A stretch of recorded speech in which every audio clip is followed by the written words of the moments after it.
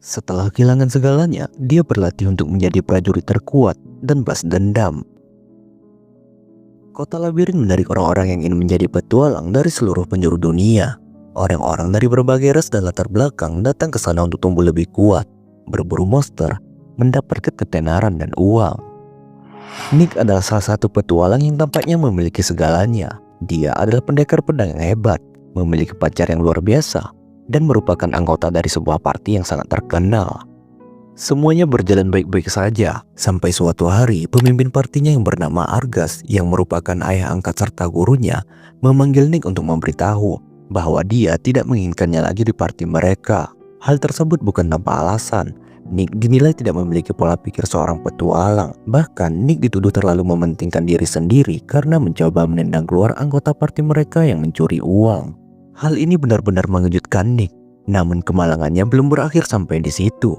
Pada hari yang sama, ia bertemu pacarnya, Claudine. Nick mengatakan kepadanya bahwa dia dikeluarkan dari partinya, berharap Claudine bersimpati atas situasinya saat ini. Namun ternyata Claudine adalah wanita penggila uang. Ia mulai memanggil Nick sebagai pecundang yang tak berguna karena telah kehilangan pekerjaannya, sebelum kemudian mencampakkannya saat itu juga. Setelah patah hati 2 kali di hari yang sama, Nick duduk di air mancur, basah kuyup oleh hujan. Tiba-tiba seorang gadis berambut biru datang kepadanya. Nick mencoba mengusir si gadis, tetapi gadis itu memberikannya tiket pertunjukan dan mengungkapkan bahwa dia adalah musisi yang akan melakukan pertunjukan. Dia bernama Agathe. Lalu kemudian Agathe pergi meninggalkan tiket dan payungnya. Bersamaan dengan itu, karena tidak mengetahui nama Nick, Agathe memanggilnya sebagai tuan anjing liar, memintanya untuk datang ke pertunjukannya. Nick yang penasaran memutuskan untuk memeriksa pertunjukan yang dimaksud. Tetapi begitu melihat Agathe tampil, Nick benar-benar terpikat padanya. Ia menjadikan Agathe sebagai idola dan menghabiskan semua uangnya untuk membeli merchandise Agathe. Keesokan harinya, Nick pergi ke serikat petualang karena membutuhkan lebih banyak uang untuk dibelanjakan pada barang dagangan Agathe. Dia mencoba untuk menemukan parti manapun yang sekiranya akan menerimanya. Namun tidak ada parti yang menerimanya, sehingga ia berniat membuat parti baru. Nick kemudian melihat seorang pria berdiri sendirian di sudut ruangan dan memutuskan untuk berbicara dengannya. Namun keraguan mulai muncul ketika mengingat bagaimana dia ditendang dari parti terakhirnya. Nick menyia-nyiakan kesempatan itu sampai akhirnya orang lain merekrut pria tersebut. Setelah gagal karena tidak dapat berbicara dengan satu orang pun sepanjang hari, Nick menuju ke bar untuk melupakan semua masalahnya. Dia duduk sendirian di meja dengan memesan bir murah dan makanan hambar. Sementara parti di sekelilingnya terus meneriakkan kata-kata tentang kekuatan persahabatan yang membuatnya lebih jijik daripada makanannya yang membosankan. Tiba-tiba sekelompok orang tak dikenal tiba di bar. Mereka harus berbagi meja dengan Nick karena meja lain telah penuh. Ketiga orang yang sama sekali tidak mengenal satu sama lain itu pun mulai duduk satu persatu di meja yang sama. Salah satu dari mereka adalah seorang gadis kaya yang mengenakan pakaian mewah dan membawa batu sihir yang besar. Nick menyadari bahwa dia berasal dari keluarga bangsawan, tapi bertanya-tanya mengapa orang seperti dia ada di tempat ini. Orang kedua terlihat seperti pendeta dari seragamnya, namun dia sudah mabuk dan tercium bau parfum wanita murah yang membuat Nick menyadari bahwa dia baru saja datang ke sini dari area ehem-ehem. Dan juga dari seragamnya yang tidak memiliki lambang logam seorang pendeta, menandakan bahwa dia telah dipecat dari gereja. Orang terakhir adalah gadis naga yang memiliki bekas luka di sekujur tubuhnya. Nick menyadari bahwa dia telah mengalami banyak pertempuran, namun jika dilihat lebih dalam, dia tampak seperti binatang yang terluka dan ketakutan. Apapun itu, ketika minuman mereka tiba, Nick ingin bersulang untuk semua yang telah hilang hari ini dan untuk ketiga pecundang yang berbagi meja dengannya. Nah, setelah ia meminum bir dan membanting gelas di atas meja, mereka semua secara bersamaan berteriak bahwa mereka tidak mempercayai orang lain lagi. Mendengar itu, mereka saling memandang satu sama lain, menyadari bahwa mereka semua adalah pecundang yang telah dikhianati. Dan pada akhirnya, mereka pun berbagi cerita. Gadis kaya bernama Tiana bercerita lebih dulu. Tiana memulai tentang bagaimana ia pernah menjadi siswa terbaik di sekolah sihir paling bergengsi di negeri ini. Semua orang memuji atas kemampuan dan kerendahan hatinya. Sampai suatu hari Tiana pergi ke kantin sekolah hanya untuk mendapati tunangannya duduk bersama wanita lain. Tiana yang tidak curiga dengan bersemangat mulai menceritakan kepada tunangannya mengenai harinya dan bagaimana para guru memuji sihir barunya. Namun ternyata sang tunangan yang sudah muak dibayang-bayangi oleh prestasi Tiana yang lebih hebat darinya, mulai mengatakan bahwa Tiana mementingkan diri sendiri. Gadis yang bersamanya juga ikut menuduh Tiana telah meremehkan orang lain yang bukan bangsawan. Bahkan ia mengatakan bahwa Tiana telah merayu para guru untuk mendapatkan nilai yang lebih baik daripada tunangannya. Percaya dengan semua itu, sang tunangan yang tidak memberikan Tiana kesempatan untuk menjelaskan langsung mengakhiri hubungan mereka. Setelah itu, Tiana yang patah hati meninggalkan sekolah dan mendapatkan izin dari ayahnya meninggalkan rumah untuk hidup mandiri. Dia datang ke kota labirin untuk mencari pekerjaan. Namun sayang, tidak ada yang mau memperkerjakannya. Sampai suatu ketika, Tiana menemukan sebuah iklan tentang perjudian. Ia membeli tiket dan akhirnya memenangkan pertaruhan pertama dalam hidupnya. Kemudian ia menjadi pejudi handal. Dan seperti pejudi pada umumnya, Tiana kehilangan semua uangnya sampai ia tidak bisa membayar biaya penginapan. Jadi dia memutuskan untuk mencoba peruntungannya dengan pergi mencari party keesokan harinya. Namun setiap kali ada yang mencoba merekrutnya, semua orang terlihat takut dengan raut wajah Tiana yang dianggap mengerikan. Dan pada akhirnya ia memutuskan pergi ke bar, berharap bisa menghilangkan kesengsaraannya. Selanjutnya pendeta bernama Zem memperkenalkan diri. Dulunya dia adalah seorang tabib yang disegani di kota kecilnya. Seorang gadis dari kota itu sering membantunya mengumpulkan banyak tanaman obat. Zem berterima kasih kepada si gadis dengan memberinya uang koin. Suatu malam, gadis itu tiba di kliniknya dengan sedikit tanaman obat. Zem mencoba memberinya uang, tetapi gadis itu malah meraih tangan Zem, memintanya untuk mencintainya seperti wanita dewasa. Alih-alih mengatakan bahwa si gadis terlalu muda untuknya, Zem yang bukan pedo mengatakan kepada si gadis bahwa dia tidak diizinkan untuk berpacaran dengan siapapun karena dia adalah seorang pendeta. Merasa sangat terluka, si gadis berlari sambil menangis serta mengutuknya. Keesokan harinya, ketika Zem menyembuhkan seorang pasien, sekelompok pendeta memasuki klinik dan menyeretnya keluar. Zem melihat si gadis di belakang mereka tampak sangat sedih dan terluka. Dia segera mencoba mendekat dan bertanya apa yang terjadi. Akan tetapi si gadis itu langsung menuduh Zem telah melecehkannya. Ia mulai menangis dan melemparkan koin yang didapat dari Zem sambil mengatakan bahwa Zem memberikannya koin sebagai uang tutup mulut. Dan tanpa diberi kesempatan untuk menjelaskan, Zem dikurung di penjara selama 3 bulan. Ketika dikeluarkan dari penjara, ia diarak di depan orang-orang yang marah sebelum kemudian dibuang dari kampung halamannya. Kemudian Zem telah tiba di suatu kota, di mana ia bertemu dengan wanita pemilik penginapan yang menyambutnya dengan senyuman. Zem yang menyadari bahwa wanita itu mengalami penyakit kronis pada punggungnya, menawarkan untuk menyembuhkannya. Setelah setuju, Zem menyembuhkan si wanita sepanjang malam di tempat tidur. Hingga di pagi hari, wanita tersebut merasa jauh lebih baik. Wanita itu memberitahukan bahwa ia percaya Zem adalah orang baik. Ia menyarankan agar Zem pergi ke kota labirin menjadi seorang petualang untuk menjalani kehidupan bebas tanpa rasa bersalah. Bukan hanya itu, si wanita memberikan koper yang di dalamnya terdapat beberapa pakaian pendeta, tongkat, dan buku sihir. Namun singkat cerita, setelah tiba di kota labirin, Zem malah menghabiskan waktunya untuk bersenang-senang dengan wanita penghibur malam. Dan terakhir adalah giliran gadis naga bernama Kuran. Ketika Nick memintanya untuk berbagi cerita, Kuran mengatakan bahwa seseorang yang dekat dengannya mencuri sesuatu yang berharga darinya. Semua orang malu karena mereka berpikir dia berbicara tentang keperawanannya. Namun ternyata Kuran terlalu mabuk untuk menjelaskan dengan baik. Mereka pun kembali minum untuk menghilangkan stres. Sampai keesokan harinya, Nick terbangun dan mendapati dirinya berada di tempat asing bersama ketiga pecundang tadi malam. Setelah semua orang terbangun, Tiana memberitahu bahwa tempat ini adalah kamarnya dan menyuruh mereka semua keluar. Namun tepat ketika Nick keluar, ia terhenti untuk bertanya kepada mereka, apakah mereka berpikir bahwa berpisah di sini adalah pilihan yang tepat? Jika tetap bersama, mereka dapat menghasilkan cukup uang untuk hidup dengan nyaman. Nick menekankan bahwa mereka adalah orang buangan yang tidak memiliki tempat dimanapun. Jadi Nick menyarankan agar mereka berempat membentuk party. Setuju dengan hal itu, mereka semua pergi ke serikat petualang untuk mendaftarkan party baru mereka. Melihat Nick, resepsionis tua memberitahu bahwa Nick adalah petualang hebat mantan party terkenal. Namun ketika melihat Kuran, ia kembali memberitahu bahwa Kuran adalah satu-satunya orang dalam sejarah yang mampu kembali hidup-hidup dari labirin peringkat C sendirian. Kemudian ia bertanya apa nama dari party mereka.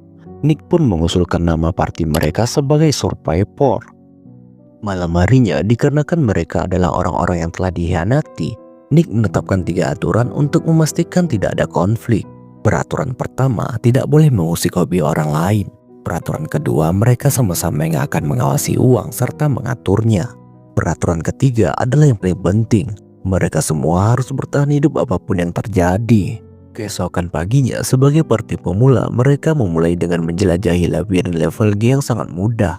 Tetapi mereka harus mengalahkan bos untuk dipromosikan ke level berikutnya. Karena Zem dan Tiana belum pernah berada dalam pertempuran yang sebenarnya, Nick mengajari mereka cara menghadapi monster. Ia menunjukkan kepada mereka monster lendir, memberitahu cara membunuhnya, dan mengambil intinya yang dapat ditukarkan menjadi uang. Semuanya tampak baik-baik saja. Mereka terus mengobrol dan tertawa bersama. Sampai akhirnya mereka mencapai lantai berikutnya, di mana semua orang mengambil inti monster slime. Tiana memberitahu bahwa monster slime sangat lemah berbanding terbalik ketika ia mengalahkan goblin dan ogre dulu.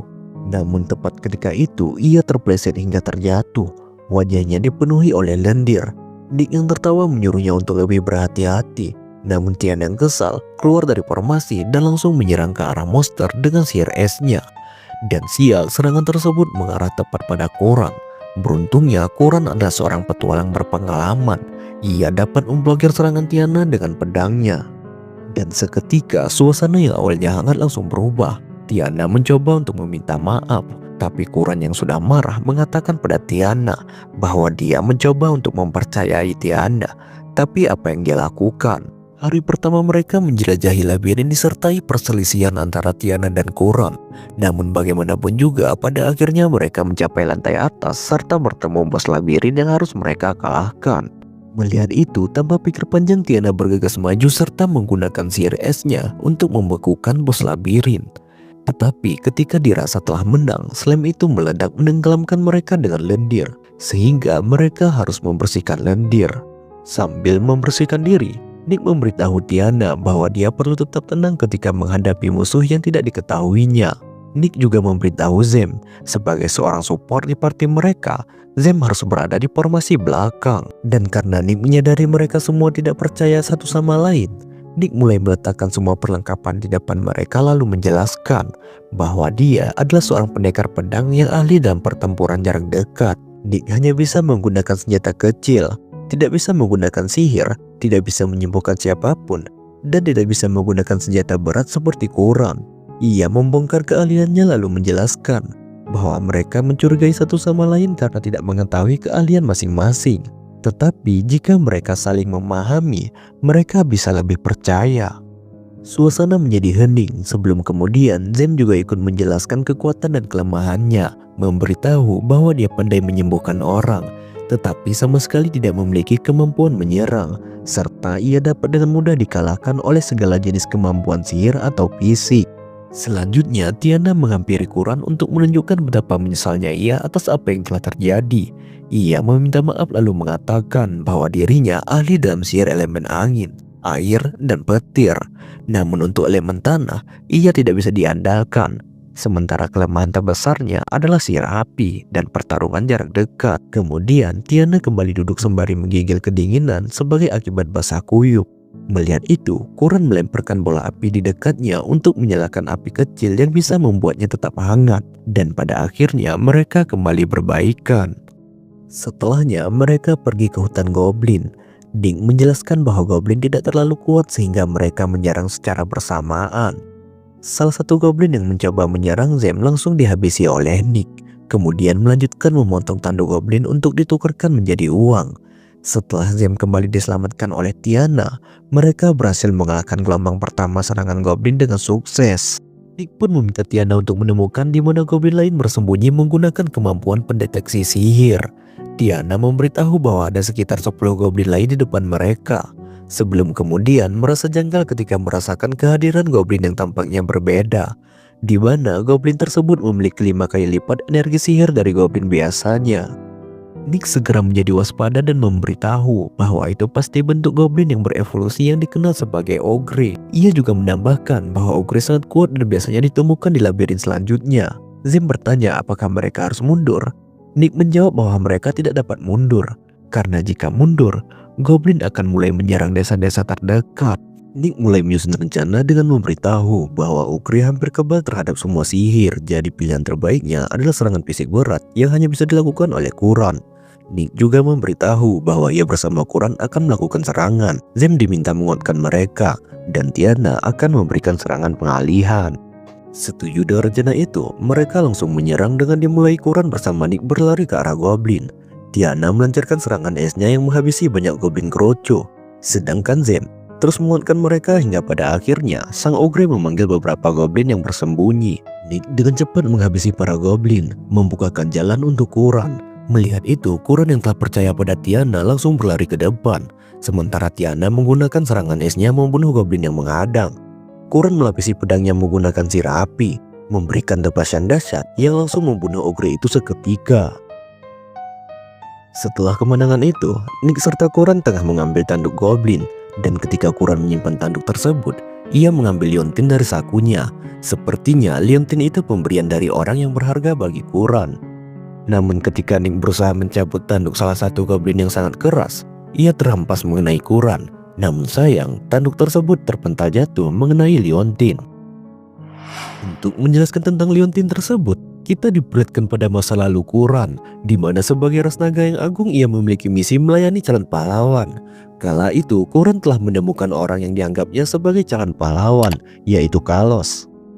Meskipun Kalos adalah orang yang baru ia temui baru-baru ini, akan tetapi Kalos sangat baik padanya, seperti membelikannya liontin. Dan sebagai balasannya, Kuran selalu siap mempertaruhkan nyawanya. Suatu hari, Kalos mengajaknya masuk ke dalam labirin peringkat C, dan jelas Kuran setuju dengan cepat. Sebelum masuk ke dalam labirin, ia bergegas mempersiapkan barang-barang pentingnya, termasuk liontin permata naga pemberian ayahnya yang disimpan di dalam tas untuk diamankan. Namun Kalos datang hanya untuk mengatakan kepadanya bahwa mereka tidak dapat membawa beban sebanyak itu, jadi Kuran harus meninggalkan tas tersebut di penginapan. Dan pada akhirnya mereka masuk ke dalam labirin serta berhasil mengalahkan monster serangga ditemani dua anggota parti Kalos yang lain. Kalos pun mengatakan padanya bahwa mereka harus melawan bos terakhir, yaitu ular raksasa di dalam pot. Dia juga menjelaskan bahwa jika ular itu melihat mereka, si ular akan bersembunyi di dalam pot, di mana mereka tidak dapat menyerangnya dengan serangan sihir. Maka dari itu, Kuran diminta menyerang pot itu sendirian agar si ular keluar untuk menyerangnya. Dan kemudian Kalos beserta yang lain akan mengalahkan si ular. Setuju dengan hal tersebut, Kuran segera bergegas maju untuk memancing, memukul pot yang membuat monster ular muncul dan mulai menyerangnya. Salah satu penyihir menggunakan serangan api ke arah si ular, sehingga ular itu mengeluarkan energi sihir. Merasa ada yang aneh, Kuran bertanya pada Kalos apa yang terjadi. Namun Kalos menyuruhnya untuk terus menyerang tanpa perlu khawatir. Kuran yang percaya terus menyerang sembari menunggu Kalos untuk membantunya. Namun sial, sang ular berhasil menangkap dan menggunakan nafas beracunnya. Ketika Kuran terjatuh ke tanah hampir tidak sadarkan diri, ia melihat Kalos berjalan ke arah si ular yang kelelahan dan langsung membunuhnya. Kalos pun memberitahu bahwa ular itu menjadi kelelahan setelah menggunakan serangan racun yang mematikan. Dan terungkap bahwa mereka membutuhkan Kuran hanya untuk ditumbalkan. Mereka mulai menertawakan Kuran lalu meninggalkannya untuk mati. Beberapa saat ketika Kalos bersama yang lain telah pergi, entah bagaimana Kuran berhasil selamat keluar dari labirin. Ia merangkak kembali ke penginapan hingga kemudian terjatuh tepat di pintu penginapan. Semua orang yang terlihat terkejut langsung mengelilinginya dan mulai mengajukan pertanyaan. Karena sebelumnya Kalos telah memberitahu mereka bahwa Kuran telah tewas di dalam labirin. Apapun itu, ia langsung bergegas ke kamarnya hanya untuk mendapati semua barangnya dibawa pergi oleh Kalos yang telah meninggalkan kota beberapa waktu yang lalu. Di mana ketakutan terburuknya menjadi kenyataan ketika menemukan tasnya yang berisi permata Raja Naga telah hilang. Ia berjalan keluar dengan sangat hancur mencari tanda-tanda Kalos. Namun sayang, tidak seorang pun mengetahui keberadaan Kalos.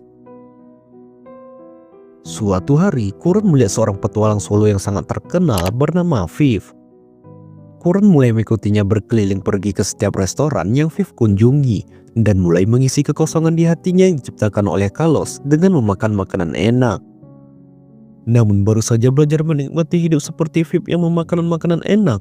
Beberapa hari kemudian uangnya telah habis. Ia pun menjadikan tujuan dalam hidupnya mencari uang agar dapat memakan makanan lezat. Dan di saat itulah ia bertemu dengan rekan partian yang sekarang. Keesokan harinya, Nick menghabiskan waktu dengan koran di pasar sembari memakan cemilan dan berbicara tentang indahnya kehidupan dari sudut pandang koran yang membuat kepercayaan mereka semakin meningkat. Malam harinya, mereka kembali ke bar, tempat di mana orang-orang telah mengenal party mereka.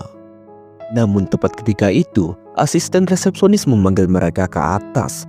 Tempat resepsionis tua menunggu mereka dengan pekerjaan khusus yang hanya bisa dilakukan oleh party mereka. Resepsionis tua menjelaskan bahwa ada fasilitas khusus yang dibuat oleh peradaban kuno yang menciptakan pedang dengan menggunakan teknologi yang telah hilang.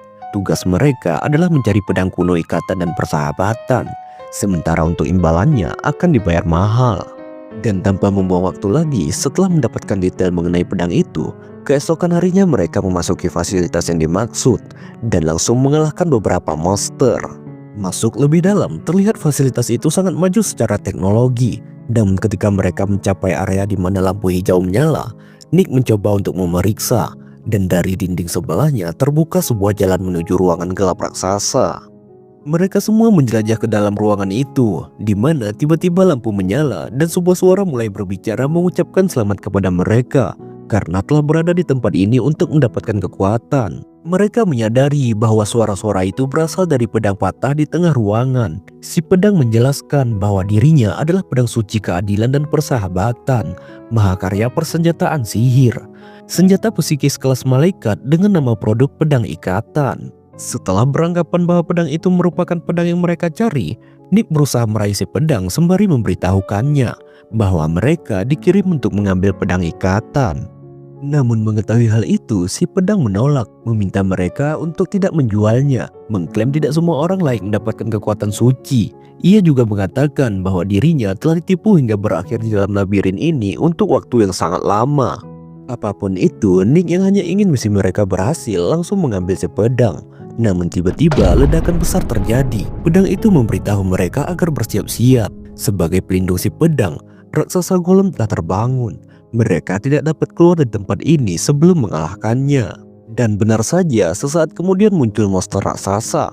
Tiana langsung menyerangnya menggunakan serangan es. Kuran langsung berlari ke arah golem tersebut, bersiap menebasnya. Akan tetapi si pedang berteriak menyuruhnya untuk mundur. Namun sudah terlambat, monster golem menembak balik serangan es, mengenai tepat di perut serta kepala Kuran. Melihat itu, Zim segera menyembuhkan Kuran. Nick memutuskan menyerang serta menyadari bahwa kondisi mereka sekarang sudah sangat buruk. Ia mencoba menebas kaki sang monster, namun sial, regenerasi golem itu sangat cepat. Tidak ada pilihan lain, Nick menyuruh rekannya berlari menuju pintu keluar agar mereka dapat melarikan diri. Sedangkan ia terus menghindari serangan untuk mengalihkan perhatian. Pedang ikatan memberitahu bahwa tidak ada serangan atau senjata tajam yang dapat melukai sang monster. Maka dari itu, ia meminta Nick agar menggunakannya. Tidak ada pilihan lain, ketika Nick memegang si pedang, muncul cahaya terang yang menjadi bilah pedang itu. Sementara anggota yang lain berusaha sekuat tenaga untuk membukakan pintu, meski mereka sadar bahwa hal tersebut tidak ada gunanya. Tapi tepat ketika itu, mereka dikejutkan oleh cahaya yang berasal dari si pedang. Golem tersebut kembali menyerang, namun kali ini Nick berhasil menebas lengannya. Namun sial, dari bagian yang terpotong itu mencengkram Nick, disambut oleh tinjuan golem yang menghempaskannya ke dalam sebuah lubang. Melihat itu, Tiana langsung membekukan sang golem, kemudian meminta Kuran untuk memeriksa keadaan Nix. Dan lagi sialnya golem itu membebaskan diri dengan membuang bagian yang membeku dan mulai berjalan ke arah mereka. Zem memberi penguatan pada Tiana untuk menggunakan serangan yang sama, berharap mereka bisa mengulur waktu agar Kuran dan Nix bisa melarikan diri. Kembali pada Kuran, ia menemukan Nix terkubur di bawah reruntuhan dan berusaha menyelamatkannya. Namun mengetahui situasi rekan yang lain, Nick meminta Kuran bersama yang lain meninggalkannya agar dapat melarikan diri. Kuran langsung menolak, mengklaim peraturan ketiga parti mereka adalah mereka harus bertahan hidup apapun yang terjadi. Setelah berhasil menyelamatkan Nick, pedang ikatan memancarkan cahaya. Pedang itu meminta Nick mengucapkan mantra, yaitu Union, untuk melepaskan kekuatan ikatan dan persahabatan. Sedangkan di waktu yang sama, Zem dan Tiana terlihat sudah ingin menyerah. Dan tepat ketika itu, di hadapan mereka terpancar sinar energi yang meledakkan kolam itu menjadi berkeping-keping. Tiana dan Zem sangat terkejut ketika mengetahui serangan tersebut berasal dari Nick yang telah menyatu dengan Quran menjadi satu dengan perlengkapan perisai yang sangat indah. Hal tersebut berkat kekuatan pedang kuno yang sebenarnya adalah pedang ikatan. Namun inti golem yang masih aktif mulai bergenerasi sekali lagi. Melihat itu, Nick bersama Quran langsung menghabisinya hanya dengan sekali serangan yang sangat dahsyat, menghancurkan inti golem itu sepenuhnya. Namun sesaat kemudian, Nick dan Quran berpisah dan terbaring di tanah sembari terengah-engah. Setelahnya, mereka kembali ke guild petualang untuk memberikan pedang ikatan replika kepada resepsionis tua. Saat ini, pedang ikatan yang asli telah berubah menjadi anak kecil laki-laki berambut putih bernama Kazuna. Setelahnya, mereka kembali ke tempat Tiana, di mana mereka membagi uang secara merata. Sebelum kemudian, mereka pergi menghabiskan uang untuk hobi mereka masing-masing. Dan singkat cerita, puas menghabiskan uang, mereka kembali berkumpul di bar, di mana Nick menunjukkan kepada mereka jumlah uang yang tersisa sangatlah sedikit. Maka dari itu, keesokan harinya mereka pergi ke labirin berikutnya, tempat di mana mereka menemukan monster raksasa yang terlihat sangat kuat.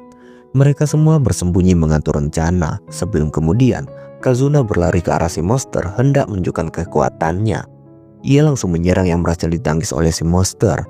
Melihat itu, si monster langsung melancarkan serangan sihir yang tampaknya cukup kuat. Tetapi Kazuna dapat dengan mudah menangkisnya. Lebih hebatnya lagi, ia dapat menggandakan dirinya, sehingga monster tersebut langsung mati seketika.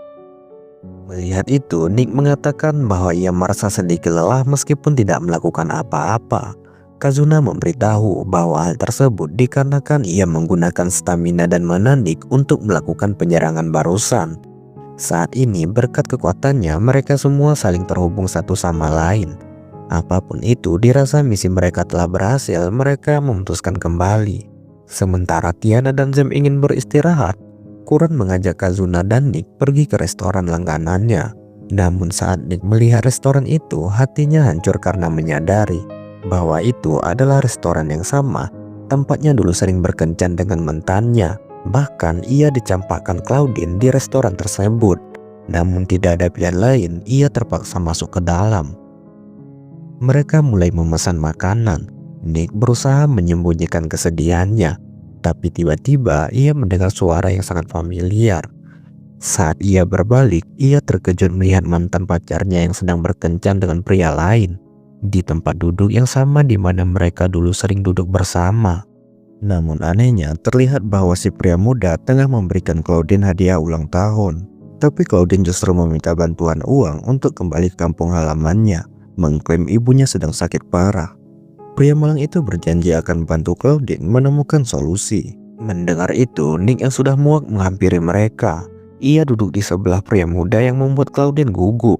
Si pria tampak kebingungan. Nick langsung bertanya pada Claudine berapa kali dia berulang tahun dalam setahun. Karena beberapa bulan yang lalu, ia baru saja merayakan ulang tahun Claudine bersama. Claudine berbalik dan menyuruhnya untuk pergi. Namun Nick kembali mempertanyakan mengapa dia membutuhkan uang untuk ibunya yang telah dibantu oleh Nick beberapa bulan yang lalu. Claudine yang tidak bisa mengelak, bangkit dari tempat duduk dan melemparkan hadiah pemberian si pria, sebelum kemudian pergi begitu saja. Sedangkan pria malang itu terlihat sangat sedih atas apa yang telah terjadi padanya. Nick pun berusaha menguatkannya dengan mengatakan bahwa Claudine adalah penipu handal. Keesokan paginya, Nick bersama yang lain tengah sarapan di restoran. Tapi tiba-tiba seorang pria harimau besar menuangkan minuman di kepalanya. Nick tampak tenang ketika mengetahui bahwa pria harimau yang bernama Leon datang ke sini bersama Claudine untuk balas dendam. Leon langsung mempertanyakan mengapa Nick mengganggu Claudine. Nick hanya tersenyum dan mengatakan kepadanya bahwa dia tidak berbicara dengan kelompok penipu.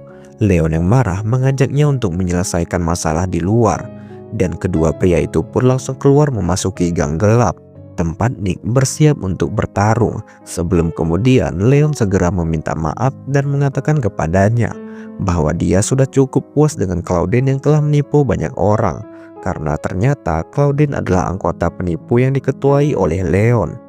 Leon yang mengira Nick juga menipu partinya meminta Nick bergabung dengan kelompok mereka untuk menghabiskan seluruh uang parti Nick. Mendengar hal itu, ia langsung melancarkan tinjuan. Leon segera bangkit mengeluarkan pisaunya untuk menyerang. Nick dapat menghindar dan melakukan serangan balik menjatuhkannya ke tanah. Sebelum kemudian ia diserang dari belakang oleh anak buah Leon. Namun ketika mereka akan menyerang kembali, Kuran bersama yang lain datang untuk membantu Nick. Leon mencoba menyerang tetapi terpaksa berhenti setelah melihat resepsionis tua yang menyuruhnya untuk pergi sebelum dia memanggil penjaga. Tidak ingin dipermalukan, Leon menantang Nick untuk berduel yang mengejutkan semua orang.